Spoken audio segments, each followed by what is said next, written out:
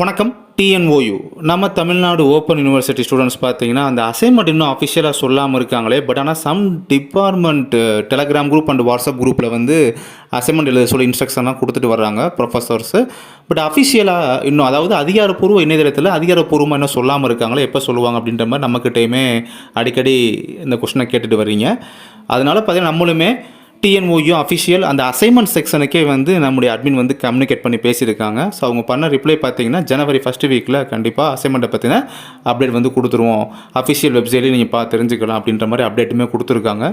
So அந்த விஷயத்தை எல்லாரும் தெரிஞ்சுக்கணும் அப்படின்றதுக்காக நான் உங்களுக்கு இந்த சேனல் மூலமாக உங்கள்கிட்ட கன்வே பண்ணுறேன். அஃபிஷியல் வெப்சைட்டில் ஒன்ஸ் அசைன்மெண்ட்டை பற்றின அப்டேட் அஃபிஷியலாக கொடுத்துட்டாங்க அப்படின்னா குயிக்காக அசைன்மெண்ட்டை வந்து ஃபியூ டேஸில் சப்மிட் பண்ணணும் அந்த மாதிரிலாம் எதுவுமே இருக்காது. ஏன்னா புதுசாக அந்த ஃபஸ்ட் இயர் ஸ்டூடெண்ட்ஸுக்கு தெரியாது. அதனால் அவங்களுக்கு சொல்கிறேன்.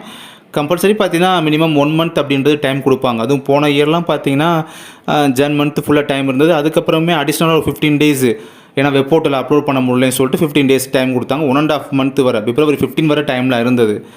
பட் நம்ம எப்போயுமே ஒரு 1 மந்த் டைம் எதிர்பார்க்கலாம். ஓகேங்களா? இப்போ January first week to February first week அந்த மாதிரி நம்ம எதிர்பார்க்கலாம். 1 மந்த் டைம் இருக்கும். அதனால் ஒன்றும் அதை பற்றி ஒரிஸ் பண்ணிக்கிற தேவை கிடையாது. அசைன்மெண்ட்டை பார்த்தீங்கன்னா அஃபிஷியல் வெப்சைட்டில் அஃபிஷியலாக வரும்போதுமே நம்முடைய சேனல் மூலமாக வந்து உங்கள்கிட்ட வந்து இன்ஃபார்ம் பண்ணுறேன். தேங்க்யூ.